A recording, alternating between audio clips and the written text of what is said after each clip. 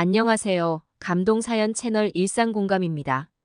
꾸준히 한국과 각별한 인연이 있는 외국인 분들의 이야기를 생생하게 전달하는 데 힘쓰도록 하겠습니다. 이제 오늘의 사연자분 모셔볼게요. 사연자님 안녕하세요. 안녕하세요.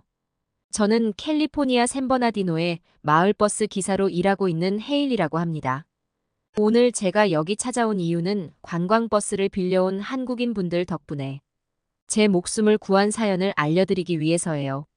그리고 제 목숨은 물론 제 버스에 탄 마을 사람들의 목숨까지 살 수 있었던 일에 관해서 전해드리고 싶어서 일상 공감에 나왔습니다. 제가 버스 기사를 하게 된 이유는 다름이 아니라 아버지의 영향 때문이었어요. 버스를 끄시지는 않았지만 상당히 큰 대형차를 끄셨죠? 수동기어로 운전하시면서 저에게 어떻게 운전해야 하는지 알려주셨습니다. 그 후 저는 카트 레이싱을 하면서 카레이서의 꿈을 꾸게 되었어요. 하지만 금방 제 능력의 한계를 알게 되었죠. 저도 나름 운전을 잘한다고 생각했지만 이상하게도 경기를 할 때마다 기록에서 3등 안에 들기가 어려웠습니다. 그래도 제가 포기하지 않자 카트 교습 선생님은 이렇게 말씀해 주셨죠. 헤일리야, 너는 정말 운전을 잘한단다. 다른 애들도 내가 운전을 잘한다고 생각할 거야. 문제는 프로 무대에서 활약할 수 있을 사람들과 아닌 사람들의 차이지. 선생님은 저에게 현실을 알려주셨어요. 여기 이 카트 레이싱에서 1위를 한다 해도 과연 내가 스포츠카 레이싱 대회에서 1위를 할 수 있을까? 솔직히 말해서 제 실력은 이 이상으로 가기 어려웠죠. 레이싱의 꿈을 접는 건 접는 거지만 단지 제 마음이 문제였습니다. 저는 그 이후 세상에 마음을 닫아버렸어요. 세상에 마음을 닫은 지 1년 아버지는 레이싱만이 자동차를 즐기는 방법이 아니라며 다른 일을 소개시켜 주셨죠. 바로 마을 버스 기사였습니다. 저는 그 소리를 듣자마자 버스 운전이 어떻게 레이싱을 대체할 수 있겠느냐고 말했어요. 아버지는 한번 운전해보면 꽤 도전할 만하다고 해서 한번 속는 셈치고 버스 운전학원에 등록했습니다. 저는 느려서 재미없을 거라 생각했는데 육중한 버스를 움직이기 위한 방법을 배우는 게 이게 또 은근 재밌더라고요. 그 덕분에 운전면허 시험 한 달 만에 합격할 수 있었죠. 또 좋았던 점은 제가 저희 마을에서 유일한 버스 기사였다는 겁니다. 그래서 샌버나디노의 한 버스 회사에서 저를 채용했어요. 버스 회사가 저에게 준 노선은 꼬불꼬불한 언덕배기를 오르내리는 매우 어려운 난이도의 노선이었죠. 경로 자체는 짧았지만 안전하게 코너링을 해야 하는 통에 처음에는 너무나 어려웠습니다. 그래도 한번 익숙해지니 그 뒤부터 손님들이 불편하지 않는 한 최대한 빠르게 코너링을 할 수 있는 요령을 터득했어요. 문제는 가끔 내리는 비로 인해 미끄러워지는 언덕길이었지만 샌버나디노가 원체 건조하고 선선한 편이라 괜찮았습니다. 그런데 이상하게도 점점 날씨 때문에 운전이 힘겨운 날이 많아졌죠. 기후 변화 때문이었지만 그때까지 큰 걱정이 없었어요. 하지만 결국 큰 일이 벌어지고야 말았습니다. 정말 이례적인 일이 벌어졌어요. 그동안 따뜻하고 온화한 기후라고 여겨졌던 미국 서부의 날씨가 완전히 우리를 배신한 거죠. 무려 34년 만에 눈폭풍이 샌버나디노를 타격한 겁니다. 우리 마을 사람들 모두 그런 극단적인 일을 생각하지 않았어요. 저도 여느 때와 다름없이 출근해서 언덕배기를 오르고 내릴 준비를 하고 있었습니다. 서서히 도로에 눈이 쌓였고 오후부터는 윈터 타이어를 꼈죠. 근데 윈터 타이어로는 어림도 없을 엄청난 눈이 내리기 시작했어요. 당시 등산 중에 눈사태로 고립되는 사태가 많았는데 제가 운행하던 버스는 눈발이 너무 많이 내려서 정지시켜야 했죠. 언덕에서 작은 눈사태도 일어나서 그 도로에 있던 모든 차들이 휩쓸려 작은 경차들은 뒤집히기까지 했습니다. 다행히 저와 승객들이 탄 버스는 스쿨버스 정도 크기의 대형 버스라 눈사태에 기우뚱하지는 않았어요. 그런데 문제는 여기서 언제까지 있어야 하냐는 거였죠. 승객분들 중에는 할머니도 있어서 혹시나 응급 상황이라도 생긴다면 일단 제가 버스기사이기 때문에 어떻게 대처해야 할지 승객분들에게 안내할 필요가 있었습니다. 일단 일산화탄소 중독을 피하기 위해서 버스 내부 난방을 끄고 최대한 껴입은 옷을 벗지 않기로 했죠. 그런데 이렇게 눈이 많이 올 줄 모르고 껴입지 않은 학생도 있어서 주변 사람들이 모두 옷을 하나씩 나눠주었어요. 일단 우리 문제를 해결하고 나니 주변 차량들은 어떻게 하고 있나 보고 있었습니다.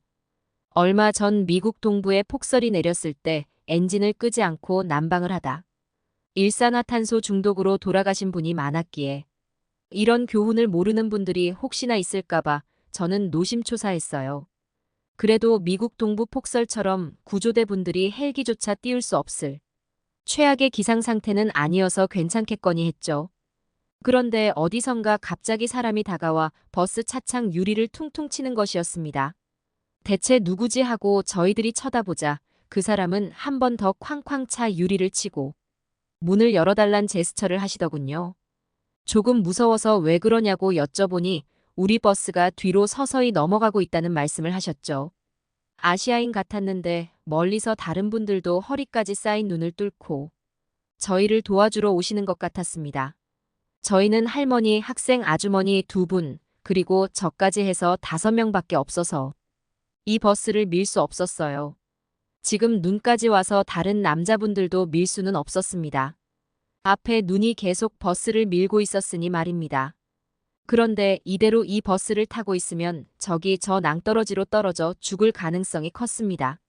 이 아시아인들은 저희를 업거나 건네서 자신들의 버스로 옮기기 위해 335 힘을 모으신 거죠. 그렇게 천천히 뒤로 무너져가는 마을버스에서 사람들을 구출하는 분들의 소규모 작전이 벌어졌어요. 정말 힘들도 너무 좋으셔서 그닥 불안함도 없었습니다. 불을 끄기 위해 양동이를 옮기는 것처럼 훌쩍훌쩍 저희를 넘기시더라고요. 그렇게 그분들 버스로 도착하니 따뜻하게 난방이 틀어져 있었죠. 저는 혹시나 일산화탄소 중독이 일어나지 않을까 했는데 이분들은 그런 건 이미 잘 알고 있다면서 미리 차의 환기구를 모두 확보해 놓은 상태였어요. 이런 상황에서도 저희를 구해주신 분들인데 감히 내가 아는 척을 했구나 하는 생각이 들었습니다. 대화를 나눠보니 이분들은 한국 분들이셨는데 로스앤젤레스 관광을 끝내고 샌버나디노의 명소를 놀러 가려고 하셨다는군요. 샌버나디노는 큰 국립공원도 하나 있고 최초의 맥도날드가 있던 장소와 박물관도 있죠. 그 외에도 이집트 박물관, 제국주의 시대 박물관도 있어서 구경할 게 의외로 많은 곳이기도 합니다. 보통은 로스앤젤레스 여행하고 샌버나디노는 안 오는 관광객분들도 있는데 정보력이 좋으신 분들이라는 생각이 들었어요. 어쨌든 구조가 시작되었는데 저희랑 같은 도로에 있던 운전자 3분 중 2명이 정신을 잃은 채 후송되셨고 1명은 돌아가셨습니다. 나중에 보니 저희들이 타고 있던 버스는 뒤로 넘어가고 뒤쪽의 형체가 완전히 망가져 버렸죠. 만약 여기에 계속 남아 있었다면 어떻게 되었을까 소름이 돋았습니다. 아마 다른 분들처럼 목숨을 부지하기 어렵지 않았을까요? 다른 분들이 오해하실까봐 말씀드리는데 저는 분명 사이드 브레이크를 채웠습니다. 채웠는데도 뒤로 넘어가 버린 것이니까 저에게 너무 큰 비판은 하지 말아주셨으면 좋겠어요. 아무튼 눈이 가득 쌓인 도로를 제설차가 정리하자 한국인 분들은 저희에게 인사를 하고 그대로 떠나가셨습니다. 구조대원들이 한국인 분들의 건강은 간단히 체크했지만 저희는 어떤 건강에 문제가 있을지 몰라서 병원으로 이송해 치료를 받게 되었죠. 그 상황에 이런 귀인들을 만나게 된 건 참 기가 막힌 우연이라고 생각해요.